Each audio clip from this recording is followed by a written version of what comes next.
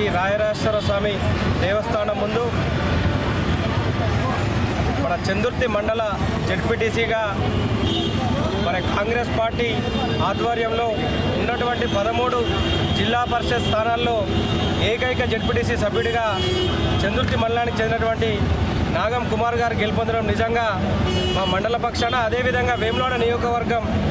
మాజీ యువజన కాంగ్రెస్ అధ్యక్షులు కూడా 2 పర్యాయాలు చేయడం నిజంగా చందుర్తి ప్రాంతం ఒక బీసీ బిడ్డగా కూడా మరి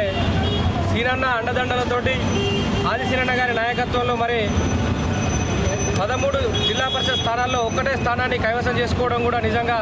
శుభ పరిణామం. మరి పార్టీ కష్టకాలంలో ఉన్నప్పుడు కూడా ఏకైక జెడ్పీటీసీగా జిల్లా పరిషత్ సభ్యునిగా మండలానికి కావచ్చు, నియోజకవర్గంలో యువజన కాంగ్రెస్ నాయకుడిగా కావచ్చు సేవలు చేయడం కూడా మరి యొక్క భగవంతుని ఆశీస్సులు కూడా నాగం కుమార్ గారి పైన ఉండాలని చెప్పేసి ఈరోజు మరి ప్రస్తుత యువజన కాంగ్రెస్ నియోజకవర్గ బాధ్యులు ధర్మపురి శ్రీనివాస్ గారి ఆధ్వర్యంలో ఈరోజు దేవస్థానం ముందు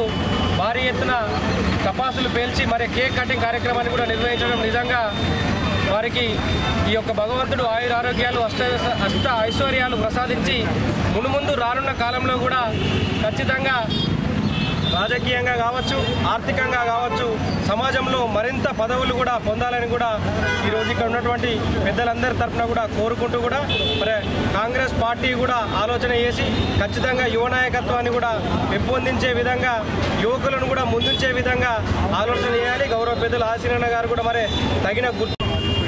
20 సంవత్సరాల నుంచి అల్లుపెరగని పోరాటం చేస్తూ కాంగ్రెస్ పార్టీ నా కుటుంబం అని కుటుంబాన్ని సైతం కూడా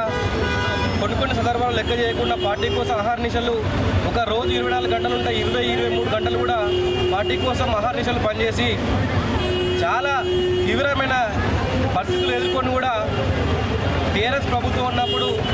మన రాజన్న సిరిసిల్ల జిల్లాలో 13 మండలాలలో ఒకే ఒక్క చందుర్తి జెడ్పీటీసీగా గెలుపొంది ఆదిశీనన్న గారి, పొన్నం ప్రభాకర్ గారి ఆశీస్సులతో గెలుపొంది కాంగ్రెస్ పార్టీ సత్తాను కూడా చాటినటువంటి మహోన్నతమైన వ్యక్తి మన నాగం కుమార్ అన్న గారు. ఈ గడిచిన 20 సంవత్సరాల నుంచి అన్ని పార్టీలు ఎన్ని ప్రలోభాలు పెట్టినా కూడా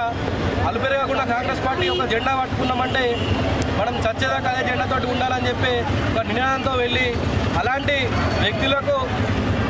ఈరోజు మన వేములవాడ రాజరాజేశ్వర స్వామి ఆలయ సన్నిధి సమీపంలో పుట్టినరోజు వేడుకలు ఘనంగా నిర్వహించుకోవడం చాలా సంతోషంగా వ్యక్తం చేస్తున్నాను. ఇలాంటి పుట్టినరోజు వేడుకలు ఇంకెన్నో జరుపుకోవాలని కోరుకుంటున్నాము. అలాగే రాష్ట్ర మంత్రివర్యులు పొన్నం ప్రభాకర్ అన్న గారి ఆశీస్సులు, ఆదిశీనన్న గారి ఆశీస్సులు, వీరందరి ఆశీస్సులతో రానున్న పుట్టినరోజు వేడుకలు కూడా